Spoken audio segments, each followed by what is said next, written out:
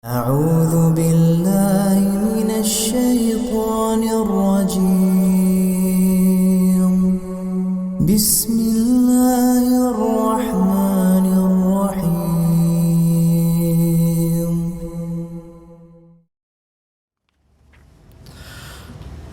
بسم الله الرحمن الرحيم. السلام عليكم ورحمة الله وبركاته.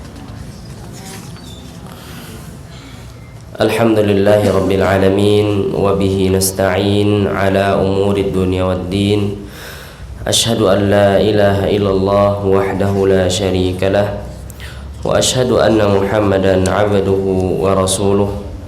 اللهم صل وسلم وبارك على نبينا محمد وعلى آله وصحبه أجمعين. أما بعد، قال الله تعالى: يا أيها الذين آمنوا اتقوا الله حق تقاته ولا تموتن إلا وأنتم مسلمون. يا أيها الناس اتقوا ربكم الذي خلقكم من نفس واحدة وخلق منها زوجها وبث منهما رجالا كثيرا ونساء واتقوا الله الذي تساءلون به والأرحام إن الله كان عليكم رقيبا. يا أيها الذين آمنوا اتقوا الله وقولوا قولا سديدا يصلح لكم أعمالكم ويغفر لكم ذنوبكم ومن يطع الله ورسوله فقد فاز فوزا عظيما. Kaum muslimin, kaum muslimat, Bapak dan Ibu rahimani wa rahimakumullah. Alhamdulillah, kita bersyukur kepada Allah Subhanahu wa taala atas segala nikmat yang Allah berikan. Terutama kita mensyukuri nikmat iman, nikmat Islam, nikmat Allah berikan hidayah, Allah berikan taufik, Allah tolong, Allah tuntun dalam beribadah kepada Allah Subhanahu wa taala. Maka nikmat-nikmat yang besar ini mesti harus senantiasa diingat dan disyukuri. Karena kebanyakan di antara manusia menganggap Islam bukanlah nikmat yang besar, keimanan bukanlah nikmat yang besar, dimudahkannya dia beribadah bukan nikmat yang besar. Sebagian menganggap nikmat itu hanya pada harta, sebagian menganggap nikmat itu hanya pada fisik.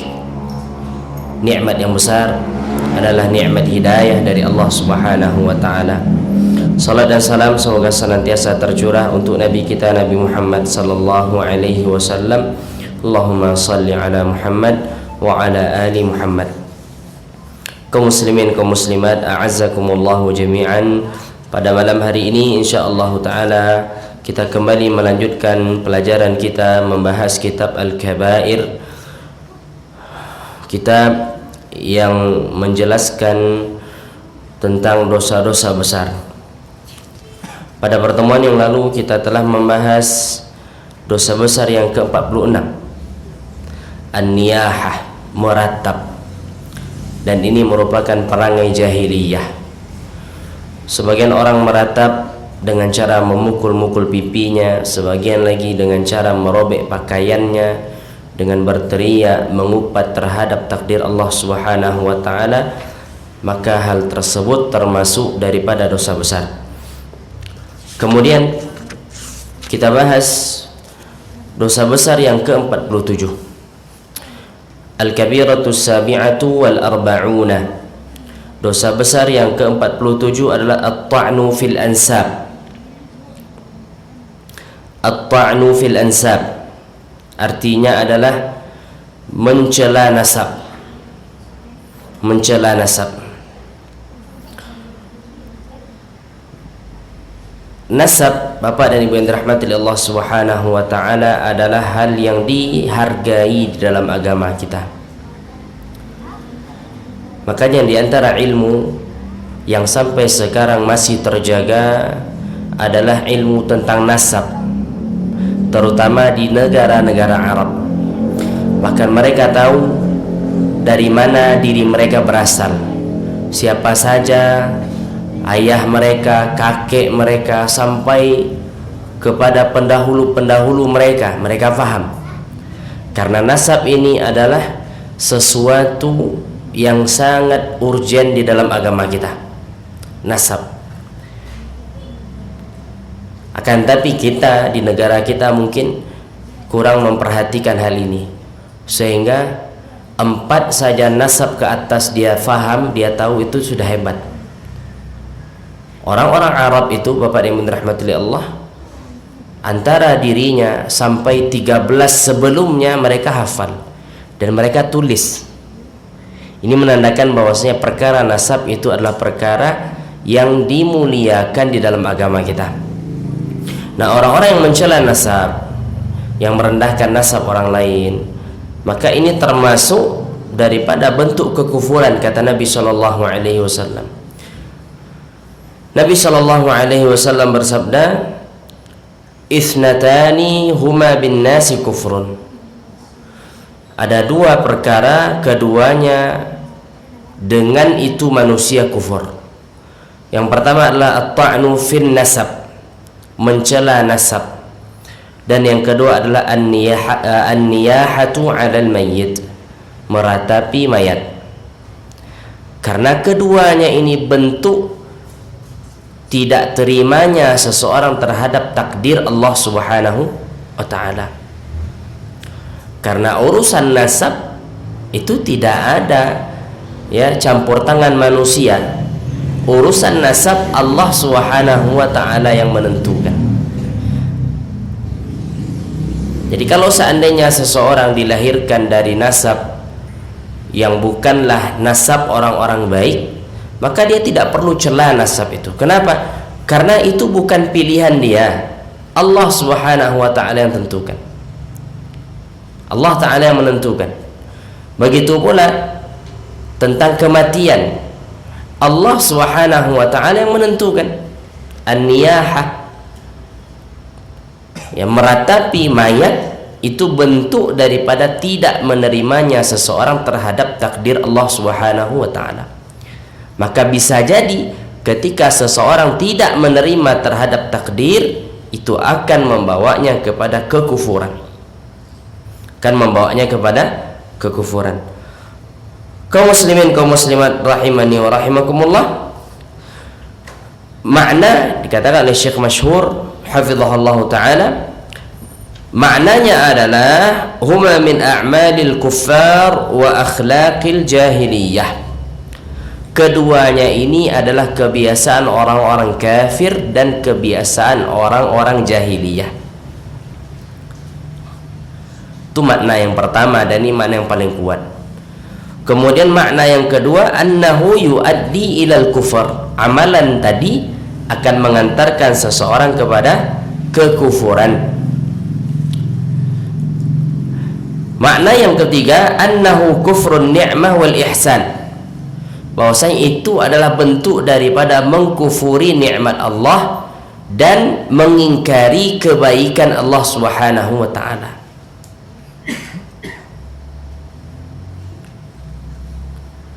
Maka itu 3 makna daripada hadis Nabi sallallahu alaihi wasallam tadi. Nabi mengatakan 2 perkara yang dengan keduanya manusia kufur.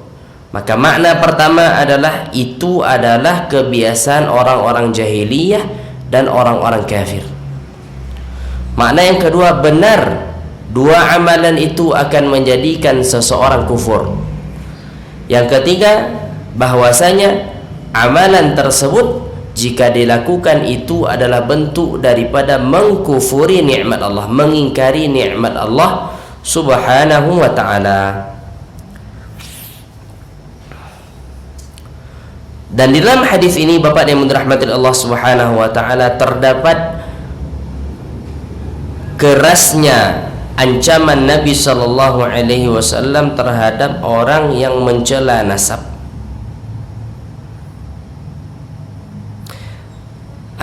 Kerasnya ancaman Nabi sallallahu alaihi wasallam terhadap orang yang mencela nasab.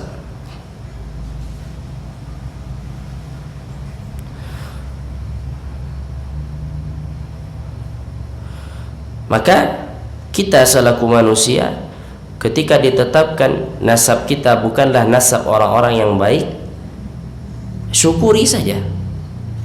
Tidak perlu kufur terhadap nikmat Allah Subhanahu wa ta'ala. Karena orang itu, Bapak dan Ibu, tidaklah dilihat dari nasabnya, ada orang keturunan ningrat tapi tidaklah mencerminkan dia orang dari keturunan terpandang. Maka nasab dalam agama kita tidaklah itu akan mengantarkan seseorang ke dalam surga. Maka tidak perlu seseorang sedih jikalau nasabnya bukan nasab orang-orang baik. Makanya Nabi SAW mengatakan apa? Nabi mengatakan, man batta'a bihi amaluhu lam yusri' bihi nasabuhu, kata Nabi. Orang yang lambat amalannya dan nasabnya tidak akan mempercepat amalannya. Dalam artian, kalau dia adalah pelaku maksiat, tidak ada guna nasab baik tadi. Tidak ada gunanya. Sebaliknya, kalau seandainya dia dari nasab yang buruk tapi dia orang baik, dia orang saleh, maka tidak akan berpengaruh nasab buruk itu terhadap dirinya. Tidak akan berpengaruh. Mohon maaf Bapak dan Ibu dirahmati Allah, sebagian anak dilahirkan dalam sebagian anak dilahirkan dari hubungan yang tidak sah, dari hubungan perzinaan. Anak itu tidak bisa milih, tidak bisa milih. Tapi ketika itu Allah takdirkan pada dirinya, maka dia mengatakan inilah takdir Allah, kemudian dia perbaiki dirinya sehingga nasab yang buruk tadi tidak akan mempengaruhi dirinya jikalau dia adalah orang yang baik. Jadi selain agama kita memelihara tentang nasab ini, juga agama kita tidak memutlakkan nasab sebagai syarat untuk masuk surga. Bahkan keturunan Nabi sekalipun tidak ada jaminan untuk masuk surga. Kan kita mendengar sekarang adanya keturunan Nabi dari keluarga Nabi, itu tidaklah memastikan mereka masuk surga kalau seandainya mereka tidak melakukan amalan yang baik. Maka itu yang mesti kita perhatikan, tidak boleh mencela nasab, karena itu perkara kufur. Wallahu ta'ala alam. Kemudian dosa besar yang ke-48,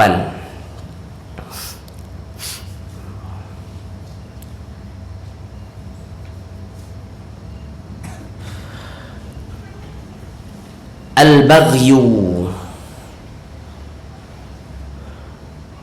Al-baghyu artinya adalah melampaui batas.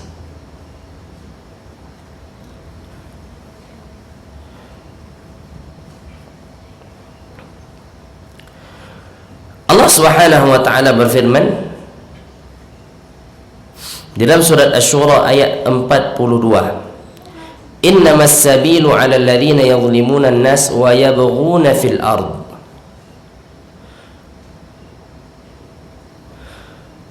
Jalan atas orang-orang yang menzalimi manusia dan berbuat perkara melampaui batas di muka bumi bighairil haqq, tanpa hak, ulaika lahum adzabun alim, untuk mereka adalah azab yang sangat pedih.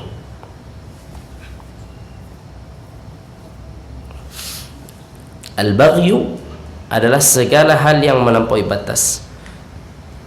Maka ini terlarang di dalam agama kita.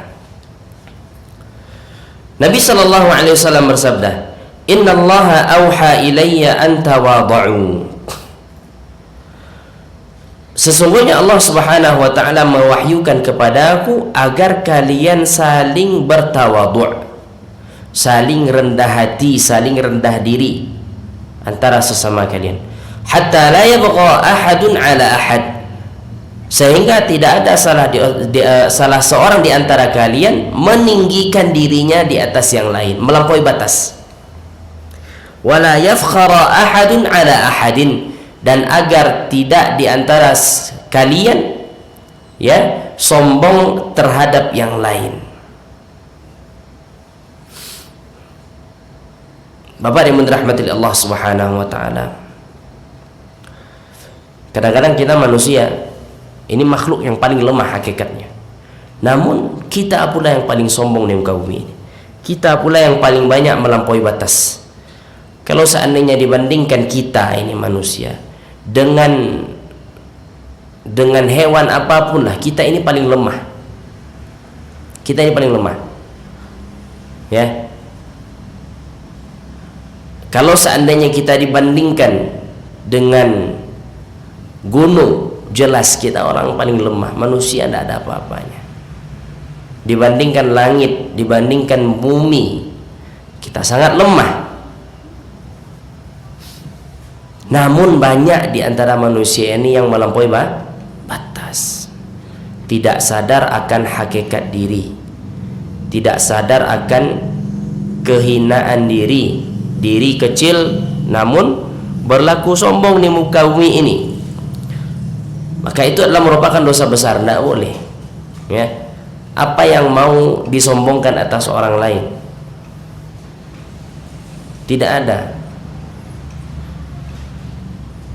Maka Nabi SAW tadi memerintahkan apa? Saling tawadhu', saling rendah hati. Karena ketika orang saling tawadhu' dengan yang lain, maka akan terkikislah sifat merendahkan, merasa diri tinggi, takjub dengan diri sendiri.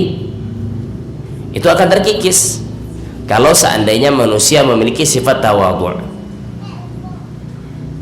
Nah, jikalau tawadhu' ini hilang, maka akan timbul sifat merendahkan orang lain, merasa diri lebih hebat dibandingkan yang lain, kemudian merasa diri mampu untuk melakukan apapun, merasa diri ini tidak butuh kepada orang lain.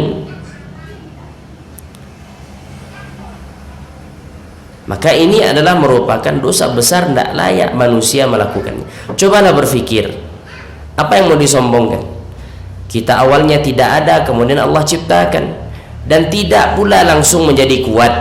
Allah ciptakan lemah, kemudian berangsur-angsur tumbuh, kemudian mulai kuat, nanti sudah sampai puncak kekuatannya mulai melemah, sampai nanti habis rezekinya, meninggal masuk kuburan, habis, tidak ada lagi. Maka itulah hakikat daripada manusia. Kemudian Bapak yang dirahmati Allah Subhanahu wa taala, dikatakan oleh Imam Az-Zahabi rahimahullah, wa fi ba'dil athar, pada sebagian athar dikatakan, law bagha jabalun ala jabalin la ja'ala Allahu al-baghi minha dakka. Kalaulah seandainya gunung itu melampaui batas atas gunung yang lain, maka Allah akan jadikan gunung yang melampaui batas itu hancur lebur, karena tidak pantas.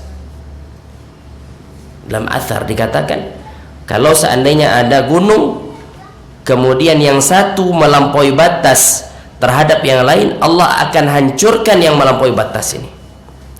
Saking tidak bolehnya makhluk ini melampaui batas, melebihi kapasitas diri. Bapak yang dirahmati Allah Subhanahu wa taala. Wa qala sallallahu alaihi wasallam, Nabi sallallahu alaihi wasallam bersabda, "Ma min dhanbin ajdara an yu'ajjila Allahu li sahibihi al-'uqubata fid dunya ma'a ma yaddakhiru Allahu lahu fil akhirah min al-baghi wa qati'atir rahim." Tidak ada dosa yang lebih layak untuk Allah segerakan. Tidak ada dosa yang lebih layak Allah segerakan untuk pelakunya di dunia, dan Allah simpan siksaan itu kelak di akhirat, daripada orang yang melampaui batas dan orang yang memutus rahim. Maknanya apa? Orang yang melampaui batas Allah segerakan siksaannya di dunia, dan kelak di akhirat Allah juga akan azab dia. Sama pula halnya dengan orang yang memutus rahimnya, Allah segerakan siksaannya di dunia sebelum Allah siksa dia di akhirat. Itu dikatakan oleh Nabi SAW. Jadi dosa yang layak untuk disegerakan siksaannya adalah melampaui batas dan memutus tali silaturahim. Maka tidak akan pernah berbahagia tidak akan pernah selamat orang-orang yang melampaui batas. Qarun, lihatlah contohnya Qarun. Ya, rasanya sekarang di dunia ini tidak ada yang seperti Qarun kekayaannya, tidak ada. Lihatlah Qarun, orang yang paling kaya. Kunci-kunci daripada gudang hartanya tidak bisa dibawa kecuali oleh orang-orang yang kuat. Kunci, bayangkan bagaimana bentuk hartanya. Tapi apakah dia berbahagia dengan hartanya? Tidak. Justru ditenggelamkan oleh hartanya. Siapa contohnya lagi? Fir'aun melampaui batas, mengatakan dirinya adalah Tuhan. Apakah dia orang bahagia? Tidak. Justru Allah binasakan dia di dunia. Allah binasakan dia di dunia. Dan tidak ada orang yang melampaui batas melainkan dia akan binasa. Segala hal yang melampaui batas tercela dalam agama kita. Bapak yang dirahmati Allah Subhanahu wa taala. Dalil yang lain adalah dikatakan oleh Imam Az-Zahabi, qala Ibnu Mas'ud, qala Malik Ar-Rahawi, ya Rasulullah, wahai Rasulullah, qad u'titu minal jamal ma la tara wa ma uhibbu anna ahadan yafuquni bisyiraki afadhaka minal baghi? Qala laysa dhaka minal baghi walakinnal baghya batarul haqq aw qala safihal haqq wa ghamtan nas. Salah seorang sahabat Nabi bernama Malik Ar-Rahawi, dia berkata, wahai Rasulullah, aku diberikan keindahan sebagaimana apa yang kau lihat. Aku orang yang gagah, wahai Rasulullah.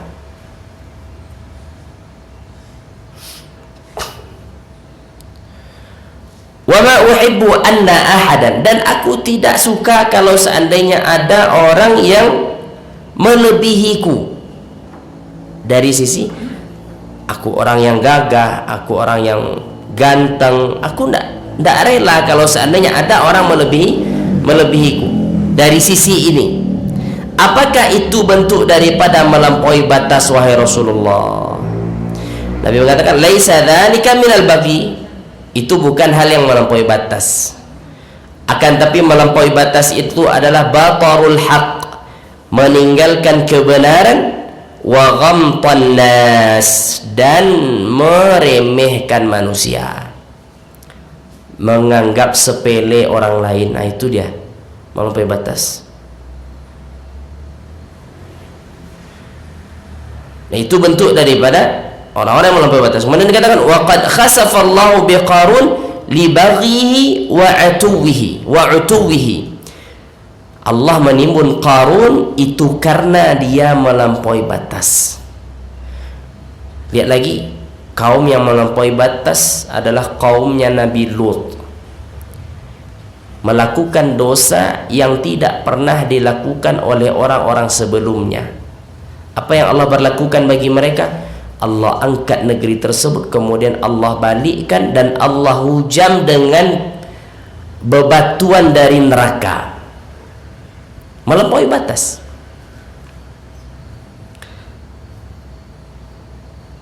Maka Bapak yang dirahmati Allah Subhanahu wa taala, melampaui batas kalau seandainya sampai menyepelekan orang lain, maka itu dia yang melampaui batas.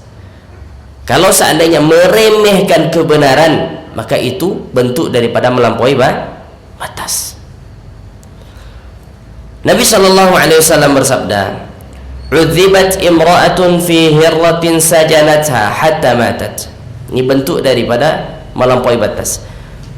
Seorang wanita disiksa oleh Allah disebabkan karena kucing yang dia kurung sampai mati. Fadakhalat fiha an-nar, maka dia masuk neraka disebabkan karena hal itu. La hiya at'amatha wa saqatha. Ketika dia kurung kucing tersebut, dia tidak kasih makan, dia tidak kasih minum. Idh habasatha, dia hanya kurung kucing itu, dan dia tidak lepaskan agar kucing itu mencari makan sendiri, maka ini bentuk daripada hal melampaui batas. Disebutkan oleh Imam Adz-Dzahabi rahimahullah contohnya, kenapa seorang wanita ini dia masuk ke dalam neraka? Karena dia melampaui batas, tidak memberikan hak binatang yang dia pelihara.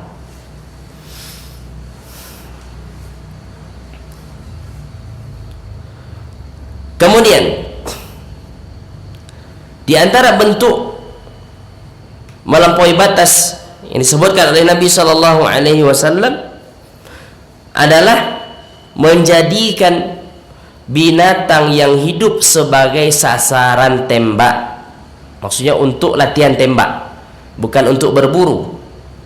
Karena di zaman Nabi Shallallahu Alaihi Wasallam itu terjadi, ya, zaman Nabi Shallallahu Alaihi Wasallam itu terjadi. Maka Nabi mengatakan la'ana, dikatakan oleh Abdullah bin Umar, la'ana Rasulullah sallallahu alaihi wasallam man ittakhadha syai'an fihi ar-ruhu gharadan. Nabi sallallahu alaihi wasallam melaknat siapa saja yang menjadikan sesuatu yang ada ruh sebagai tujuan sasaran tembak. Maka ini terlarang, kecuali kalau seandainya seseorang berburu binatang. Ini hal ini diperbolehkan. Kalau hanya sekedar untuk latihan tembak, maka tidak dibenarkan ya menjadikan hewan atau apapun yang ada ruh sebagai sasaran. Ini bentuk daripada hal melampaui batas. Sebagian orang bapak yang dirahmati Allah menembak burung kemudian dia biarkan mati. Ini bentuk melampaui batas. Tidak dia makan misalnya, tidak dijadikan sebagai konsumsi. Terlarang. Kalau seandainya seseorang misalnya berburu rusa bukan untuk dia makan, maka ini terlarang, tidak boleh. Ini bentuk daripada hal melampaui batas.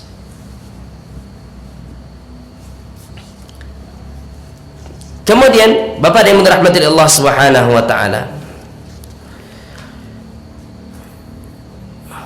dikatakan oleh Syekh masyhur hafizahullah taala, fa haula'i alladziina yattakhiduna syai'an min khalqillahi fihi ruh yata'allamu kama nata'allam wa yatawajja'u kama natawajja'u gharadan aw hadafan yasubuna ilayhi nibaluhum wa sihamuhum wa yunadiquhum wa banadiquhum wa aslihatuhum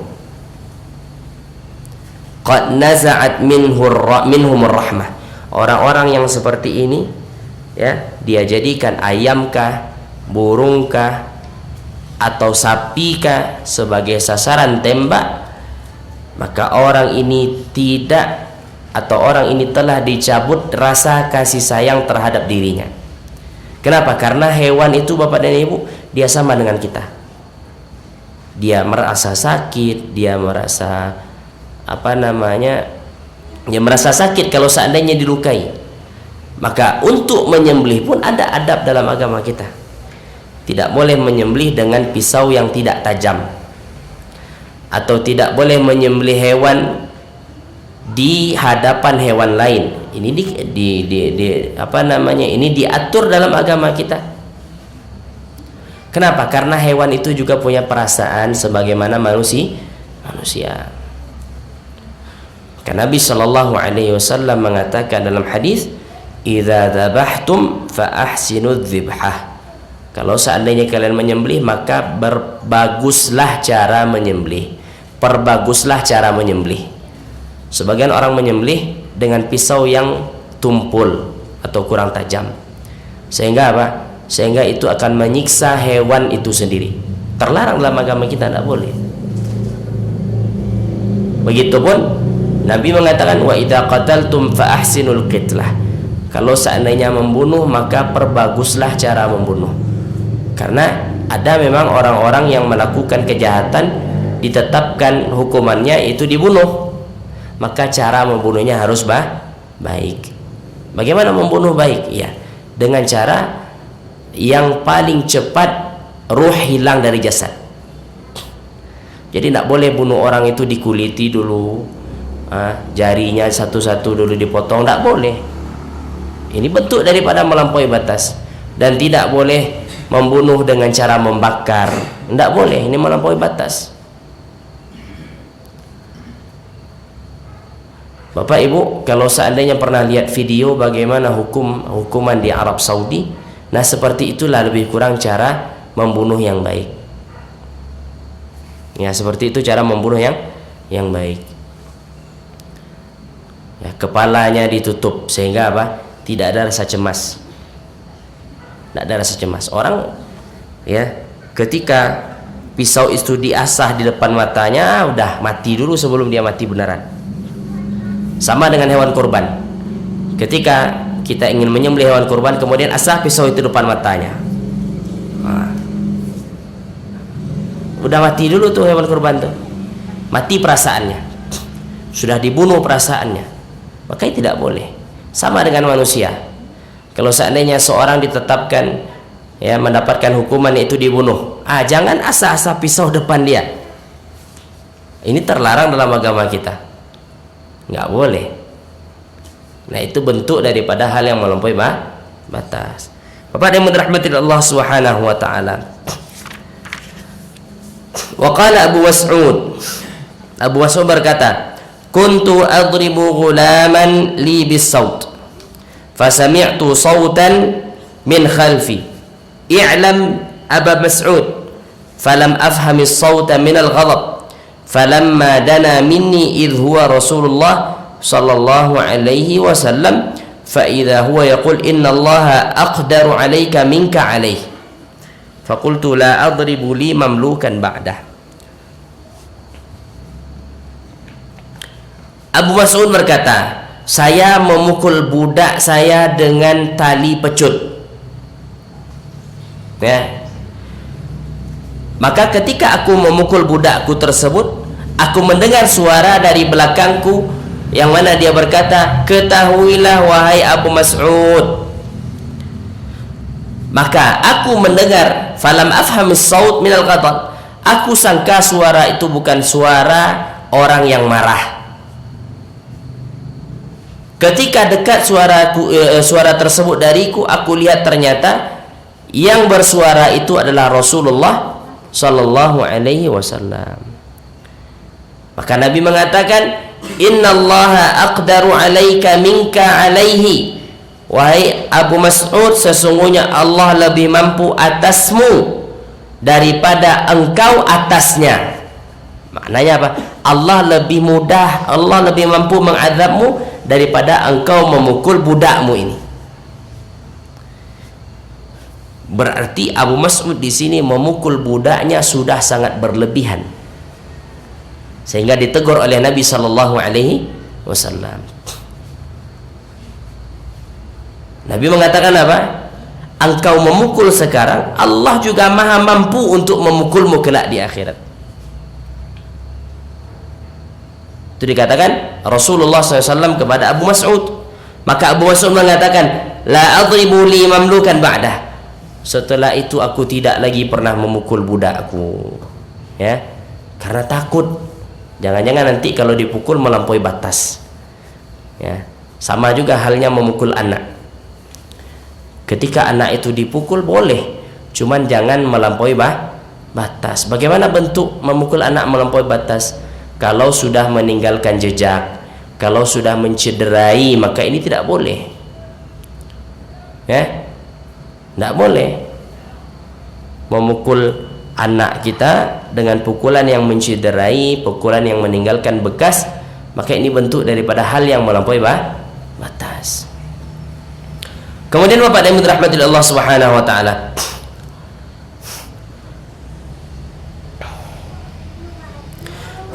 dalam riwayat yang lain dikatakan, wahai Rasulullah, kata Abu Mas'ud, dia aku merdekakan karena Allah, sebagai bentuk aku bertaubat.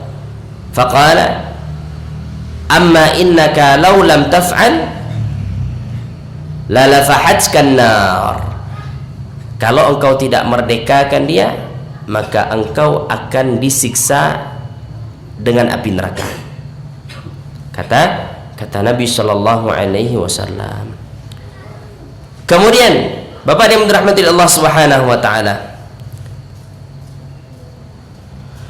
Nabi sallallahu alaihi wasallam bersabda dalam hadis yang lain, Nabi mengatakan, innallaha yu'adzibul ladzina yu'adzibuna an-nasa fid dunya. Allah akan menyiksa orang yang mana dia menyiksa manusia di dunia. Ya, menyiksa, menyakiti, menzalimi manusia, Allah akan siksa dia di akhirat.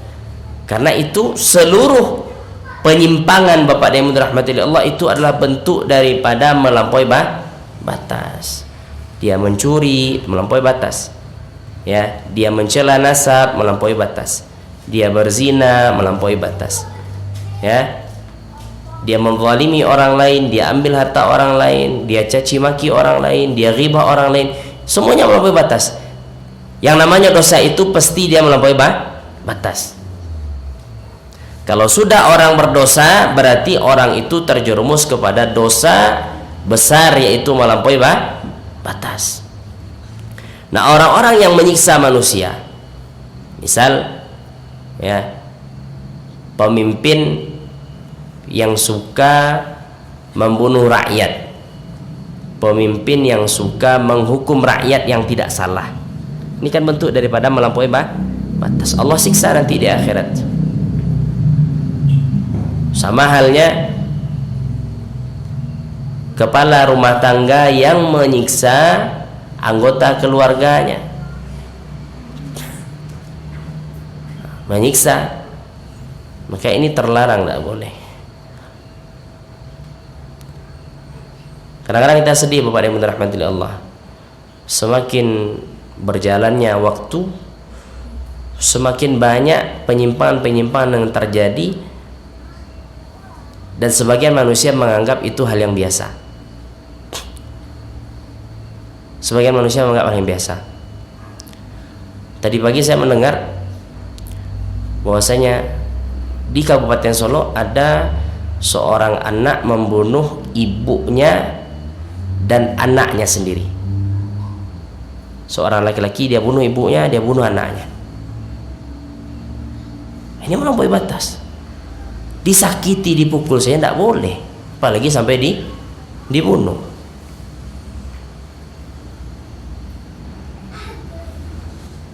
Maka Bapak yang dirahmati Allah, bentengi diri kita, bentengi keluarga kita. Dengan cara apa? Dengan cara banyak belajar agama. Karena sebagian manusia menganggap itu hanya kriminal biasa. Kalau kita pandang dari sisi agama, itu kriminalnya atau dosa yang besar di sisi Allah Subhanahu wa taala. Jangankan membunuh, membentak orang tua saja termasuk dosa besar. Membentak, apalagi sampai membunuh. Kaum muslimin, kaum muslimat rahimani wa rahimakumullah. Karena Nabi mengatakan Allah akan menyiksa seseorang yang menyiksa manusia di dunia. Kemudian Nabi SAW mengatakan, ya, ketika Nabi melewati seekor keledai yang distempel di wajahnya, dibuatkan tato di wajahnya pakai besi panas, letakkan di wajahnya sebagai tanda bahwasanya keledai ini adalah pemiliknya jelas, pemiliknya si fulan, kasih stempel di wajahnya. Maka Nabi SAW mengatakan, la'anallahu man wasamahu. Semoga Allah melaknat orang yang mentato keledai ini di wajah. Tidak boleh. Jadi hewan itu juga punya hak. Kemudian Bapak yang dirahmati Allah Subhanahu wa taala,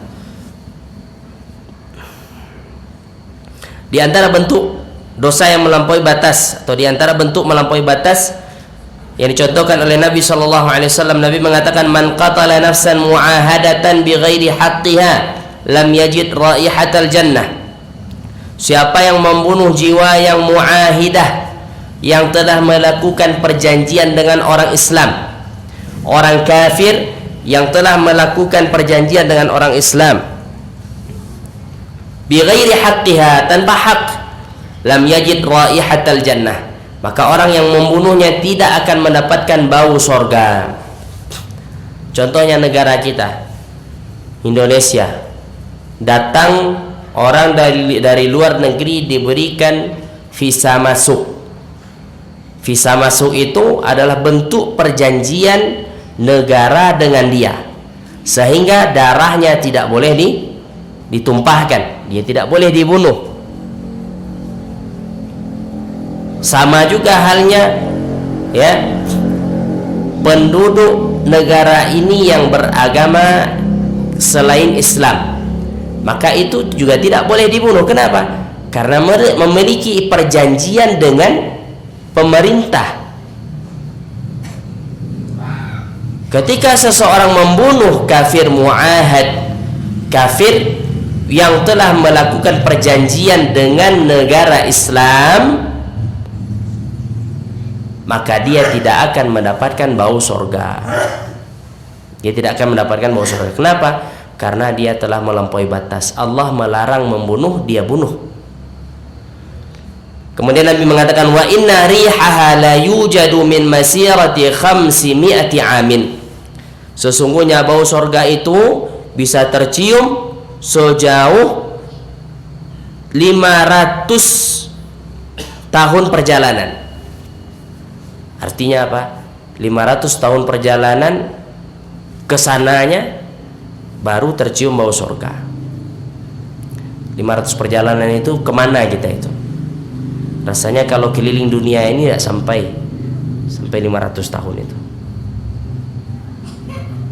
Nah, itu baru tercium bau surga. Artinya apa? Orang yang melakukan dosa ini tidak ada kemungkinan untuk masuk surga. Jangankan masuk, mencium baunya saja tidak bisa. Maka itu bentuk daripada dosa atau bentuk daripada melampaui batas. Melampaui batas. Bapak dan Ibu rahmati Allah Subhanahu wa taala.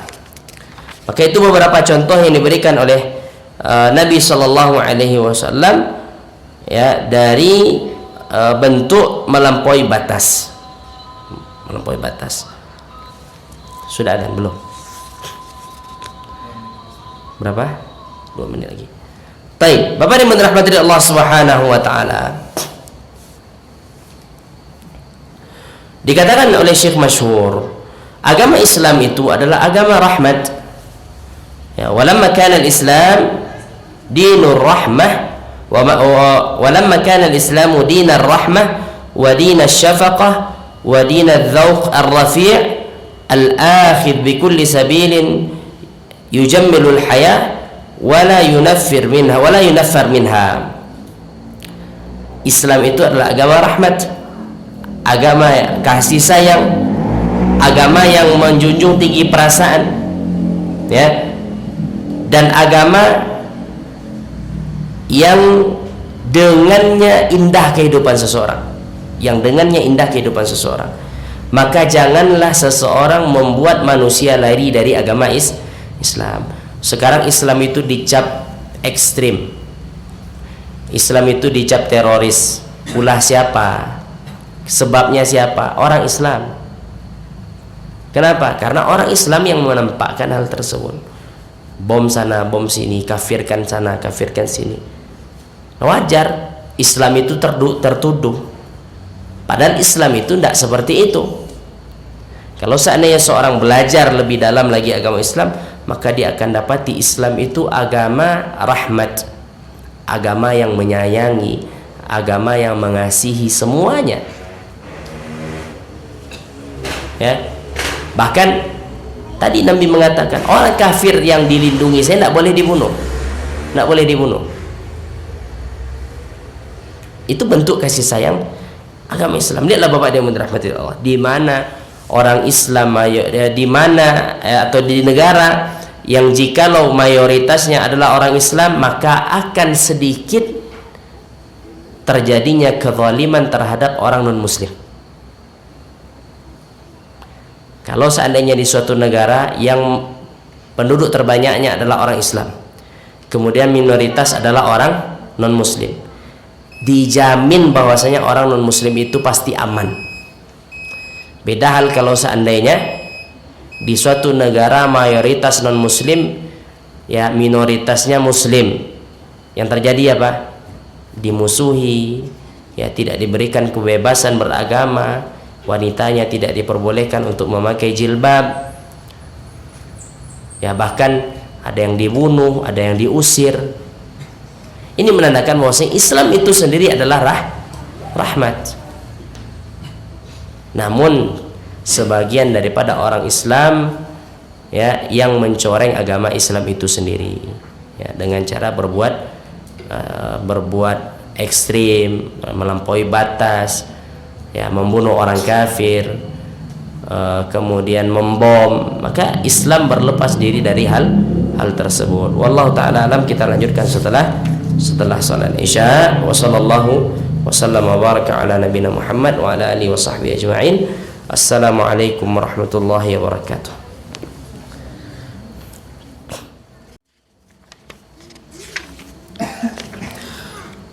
Bismillahirrahmanirrahim. Assalamualaikum warahmatullahi wabarakatuh. Alhamdulillah wassalatu wassalamu ala Rasulillah wa ala alihi wa ashabihi wa mawalah. Wa la hawla wa la quwata illa billah, amma ba'd. Bapak dan Ibu kaum muslimin kaum muslimat rahimani wa rahimakumullah. Kita lanjutkan kembali pembahasan kita. Sekarang kita masuk ke dosa besar yang ke-49, yaitu al-khuruj bis-saif wa takfiru bil kabair. Keluar dengan pedang dan mengkafirkan pelaku dosa besar. Keluar dengan pedang dan mengkafirkan pelaku dosa besar. Maksudnya adalah membunuh orang dan beranggapan pelaku dosa besar keluar dari agama Islam. Jadi kita belajar dosa-dosa besar. Dan dosa-dosa besar, Bapak yang dirahmati Allah, tidaklah mengeluarkan seseorang dari agama Islam kecuali satu dosa besar, yaitu kesyirikan, dan kita sudah bahas di awal. Adapun selain daripada kesyirikan, maka dia tidaklah dikeluarkan dari agama Islam kecuali jikalau dia menganggap dosa itu adalah halal. Kecuali jikalau dosa itu dianggap halal, maka dengan itu dia bisa keluar dari agama Islam. Maka mengeluarkan atau mengkafirkan pelaku dosa besar termasuk dari dosa besar. Ketika mengatakan orang berzina kafir, itu dosa besar, tidak boleh, ya. Allah Subhanahu wa taala berfirman, "Wala ta'tadu innallaha la yuhibbul mu'tadin." Janganlah kalian melampaui batas, sesungguhnya Allah taala tidak mencintai orang-orang yang melampaui batas, mengkafirkan serampangan. Kemudian Allah juga berfirman di dalam surat Al-Ahzab ayat ke-36, "Wa may ya'sillaha wa rasulahu faqad dhalla dhalalan mubina." Siapa yang bermaksiat kepada Allah dan Rasulnya, maka sungguh dia telah sesat dengan kesesatan yang nyata. Nabi SAW tidaklah pernah mengkafirkan pelaku dosa besar, kecuali satu dosa besar tadi kita katakan, ya, yaitu kesyirikan. Selain daripada kesyirikan, maka konsepnya tidaklah mengeluarkan seorang dari agama Islam. Allah Ta'ala berfirman, "Innallaha la yaghfiru an yushraka bihi wa yaghfiru ma duna dzalika liman yasha." Allah tidak mengampuni dosa syirik, dan Allah mengampuni dosa selain syirik jikalau Allah mengkehendaki, atau bagi siapa yang Allah kehendaki. Jadi orang yang mengkafirkan secara serampangan berarti dia telah bermaksiat kepada Allah, dia telah bermaksiat kepada Rasulullah SAW. Orang yang bermaksiat kepada Allah dan Rasulullah, maka dia telah sesat dengan kesesatan yang nyata. Kemudian Nabi SAW bersabda, "Man qala li akhihi al-muslimi ya kafir faqad ba'a biha ahaduhuma." siapa yang mengatakan kepada saudaranya muslim wahai kafir, maka sungguh kalimat tersebut kembali kepada salah satu di antara keduanya. Siapa yang mengatakan kepada saudara muslimnya wahai kafir, berarti kalimat kafir itu kembali kepada salah satu di antara mereka berdua. Kalau seandainya benar, berarti kalimat ini kembali kepada orang yang diucapkan. Kalau seandainya salah, maka kembali kepada orang yang mengucapkan.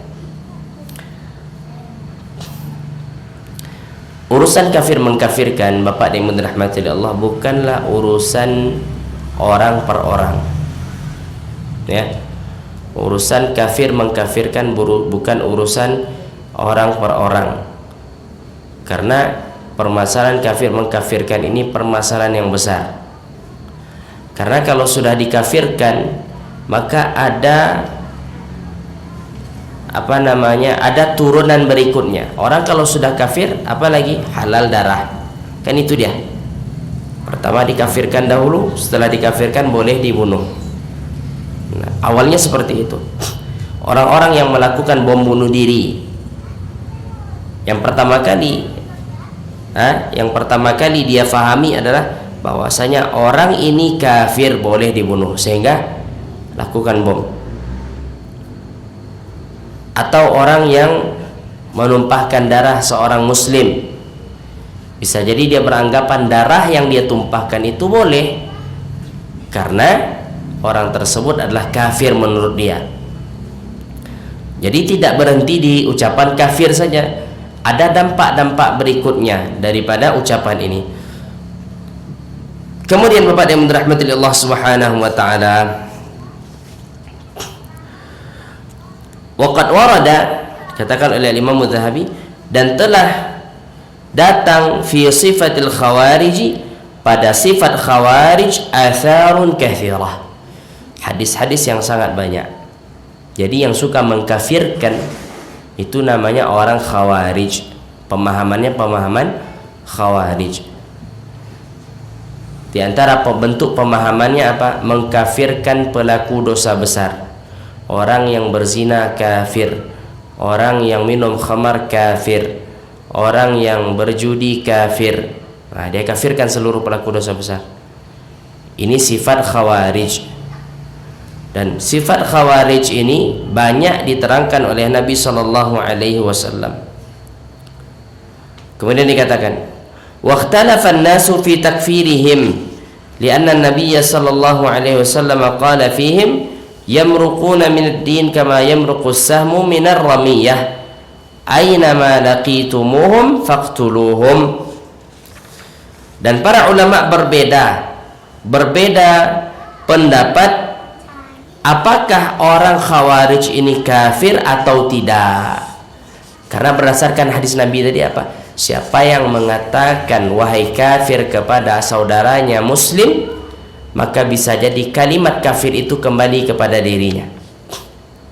Ya. Kemudian juga berdasarkan hadis Nabi SAW, beliau bersabda, sesungguhnya mereka, yakni orang-orang yang mengkafirkan orang Islam atau khawarij, mereka keluar dari agama Islam sebagaimana keluarnya anak panah dari busur. Aynama laqitumuhum faqtuluhum, dimanapun kalian berjumpa dengan mereka maka perangilah mereka, kata Nabi sallallahu alaihi wasallam.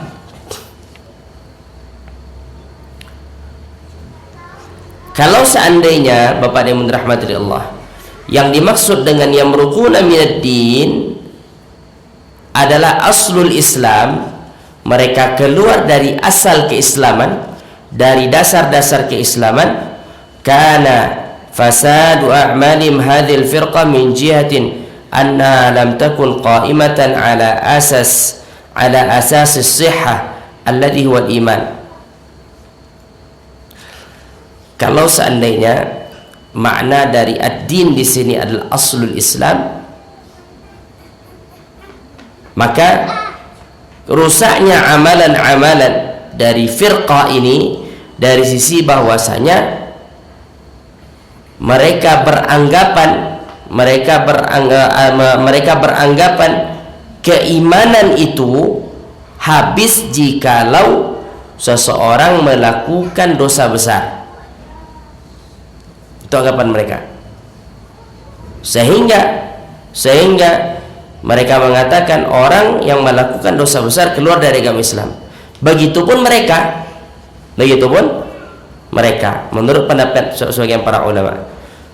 Namun jikalau yang dimaksud dengan ad-din di sini adalah ketaatan, ya, maksudnya mereka keluar dari ketaatan kepada Rasulullah sallallahu alaihi wasallam, maka dengan itu mereka tetap dinamakan seorang muslim.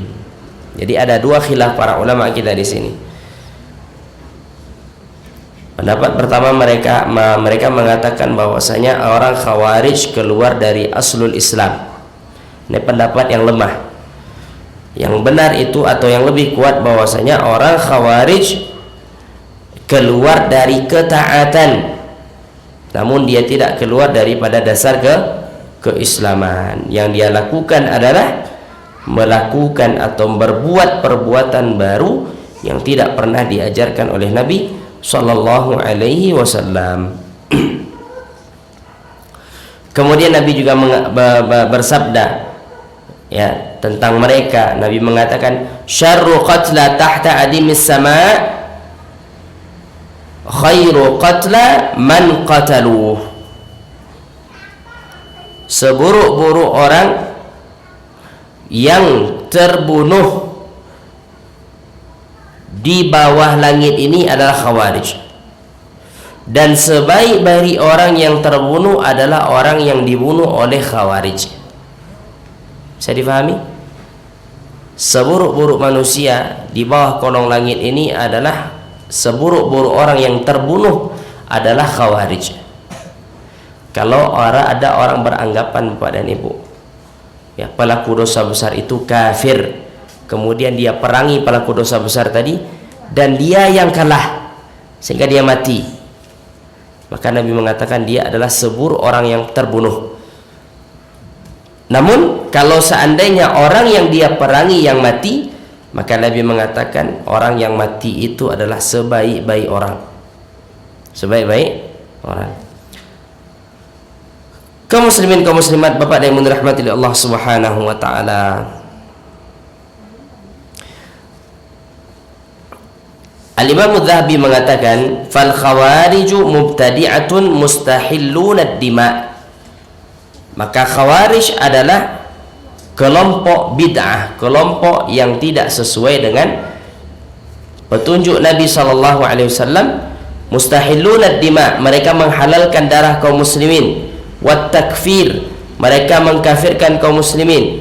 Wa yukaffiruna Utsman, mereka mengkafirkan Utsman. Wa Aliyan, mereka mengkafirkan Ali bin Abi Thalib. Wa jama'atan min sadatis sahabah, dan sebagian daripada petinggi-petinggi sahabat Nabi sallallahu alaihi wasallam itu mereka kafirkan. Utsman mereka kafirkan. Kenapa? Karena menurut mereka Utsman tidak berhukum dengan hukum Allah. Akhirnya apa? Dengan hal tersebut Utsman terbunuh. Dibunuh. Karena orang-orang ini beranggapan bahwasanya Utsman bin Affan radhiyallahu taala anhu tidaklah seorang muslim sehingga boleh ditumpahkan darahnya. Padahal Utsman bin Affan ini orang terbaik di masa Nabi. Bapak yang dirahmati Allah Subhanahu wa taala.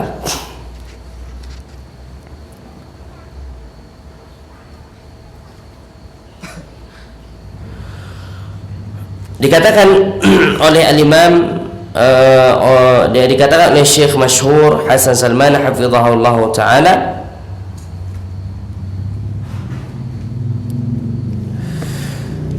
Ali bin Abi Thalib radhiyallahu taala anhu memperlakukan orang Khawarij ini layaknya memperlakukan orang Islam. Kenapa?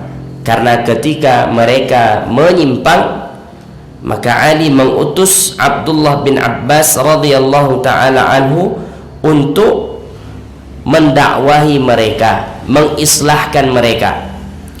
Dan ini terambil daripada firman Allah taala dalam surat Al-Hujurat ayat 9. Allah berfirman, wa in ta'ifatani minal muslimina qatatalu fa aslihu bainahuma. Kalau seandainya ada dua kelompok orang Islam sedang berperang, maka islahkanlah, perbaikilah hubungan keduanya. Dan itu dilakukan oleh Ali bin Abi Thalib radhiyallahu taala anhu. Ali tidak memerangi secara langsung, kecuali Ali memperbaiki hubungan dulu dengan orang Khawarij, mendakwahi mereka. Nah, itu diantara sikap para sahabat Nabi Shallallahu Alaihi Wasallam. Berbeda dengan sikap Khawarij terhadap mereka. Khawarij mengkafirkan, tapi Ali bin Abi Thalib justru mendakwahkan mereka, menasihati mereka dengan cara yang baik. Wallahu ta'ala alam. Sampai situ pembahasan kita. InsyaAllah pada pertemuan yang akan datang masih kita lanjutkan bab ini, ya, dengan kita bacakan hadis-hadis yang terkait dengan bab ini. Wallahu ta'ala alam. Ada yang mau ditanyakan? Silakan.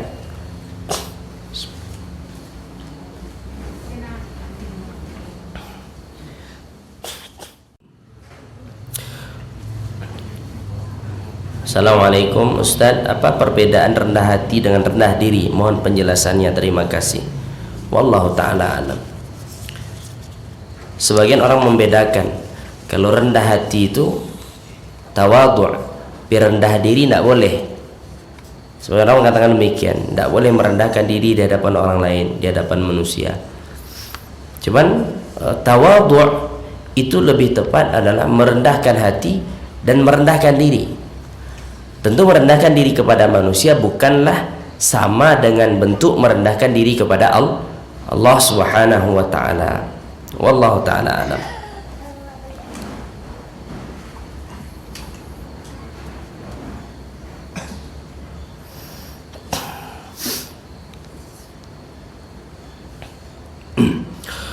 Assalamualaikum Ustaz, apakah anak yang belum baligh itu memutus shaf ketika berada dalam shaf? Karena seringkali ketika ada orang yang datang sebagai masbuk menggeser anak yang berada di ujung shaf dan masuk ke dalam shaf tersebut.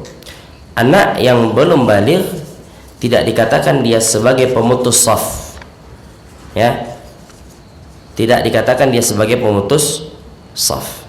Karena anak ketika dia salat dan dia pandai salat berjamaah, maka dia terhitung merupakan bagian daripada makmum, sehingga dia mendapatkan hukum yang sama dengan makmum lainnya, ya, hukum yang sama dengan makmum lainnya. Wallahu ta'ala alam.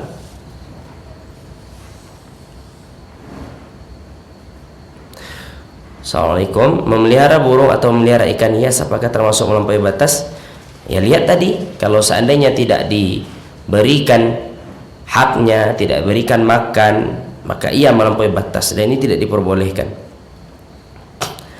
Menyakiti perempuan atau perasaan perempuan dengan menduakan atau beristri satu lagi, apakah termasuk zalim? Tidak, termasuk disyariatkan, ya, pahala, tidak zalim, dapat pahala insyaallah.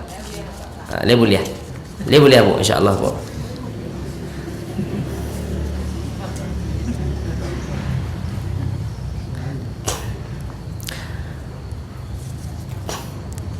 Sebenarnya laki-laki itu tidak ada menzalim wanita ketika dia menikah lagi, tidak ada.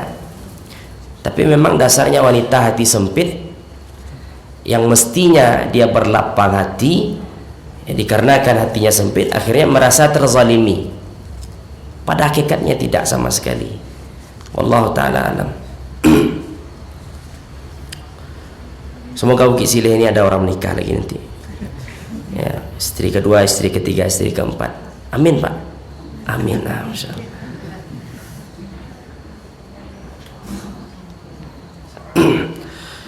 Assalamualaikum Ustaz, bagaimana hukum menambahkan nama suami di belakang nama istri? Istri kemudian nama suami di belakang, apakah boleh?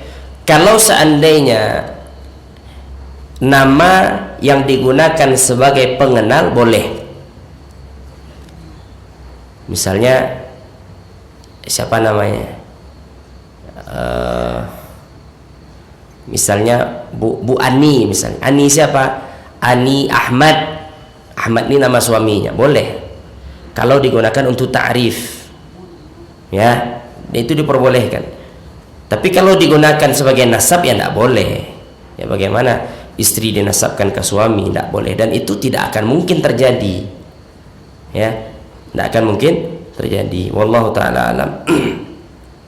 Apakah ghulu bagian dari melampaui batas? Iya, ghulu itu melampaui batas. Ada kelompok yang mengatakan pemerintah kafir. Apa ini termasuk ciri dari Khawarij? Iya, itu ciri dari Khawarij. Wallahu ta'ala alam. Apakah dia Khawarij secara keseluruhan? Tidak. Kalau Khawarij secara keseluruhan itu ganas, tidak seperti orang ini. Kalau orang sekarang mengatakan pemerintah itu kafir, tujuannya adalah supaya dia yang jadi presiden. Tujuannya bangku presiden juga. Tujuannya bias kami yang jadi pemimpin, Anda tidak usah jadi pemimpin. Kalau Anda jadi pemimpin kafir, kalau kami tidak, akan seperti itu bunyinya. Ini tidak Khawarij namanya.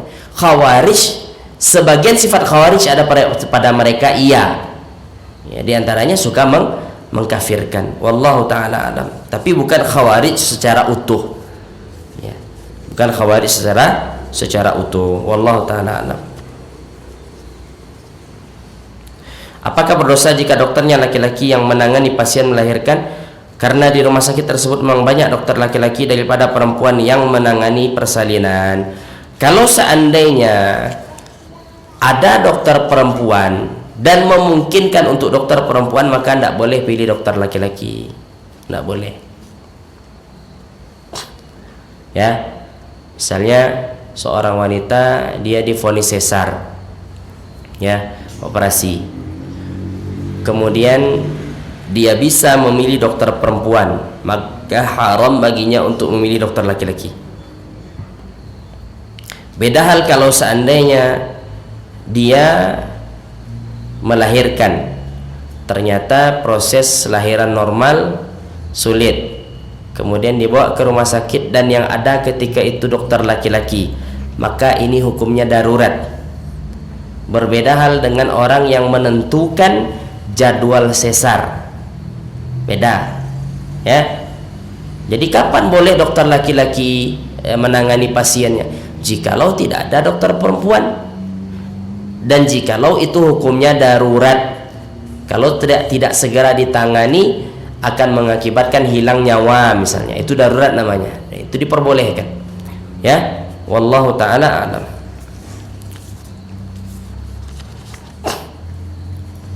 Bagaimana nasab anak hasil zina? Nasab anak hasil zina dinasabkan ke ibunya. Ya, nasab anak hasil zina dinasabkan ke ibunya. Apakah kafir yang menindas kaum muslimin termasuk kafir yang boleh dibunuh seperti kasus di Gaza, India, Myanmar dan lain-lain?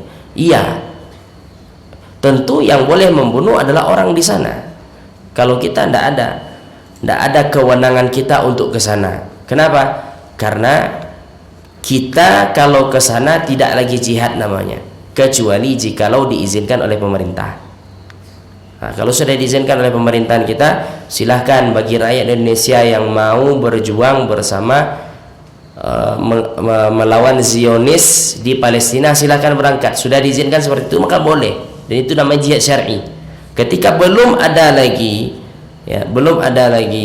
himbauan dari pemerintah, maka tidak boleh. Ya, terhitung jihad bagi orang yang berada di daerah tersebut, ya. Bagi orang yang berada di luar daerah, ya, di luar negara tersebut, maka baginya tidak terhitung sebagai jihad. Wallahu ta'ala alam. Bolehkah berdoa kepada Allah untuk melaknat mereka? Ya, kalau seandainya mereka memerangi kaum muslimin, wajib doakan agar Allah Subhanahu wa ta'ala binasakan mereka. Bukan boleh lagi, wajib, ya, mendoakan orang-orang yang memusuhi Islam. Wallahu ta'ala alam. Itu yang bisa kita jawab pada malam hari ini. Semoga bermanfaat. Terlebih terkurang mohon maaf. Kepada Allah Subhanahu wa taala saya minta ampun. Wassallallahu wasallam wa baraka ala nabiyina Muhammad wa ala alihi wa sahbihi ajma'in. Subhanakallahumma bihamdika asyhadu an la ilaha illa anta astaghfiruka wa atubu ilaik. Assalamualaikum warahmatullahi wabarakatuh.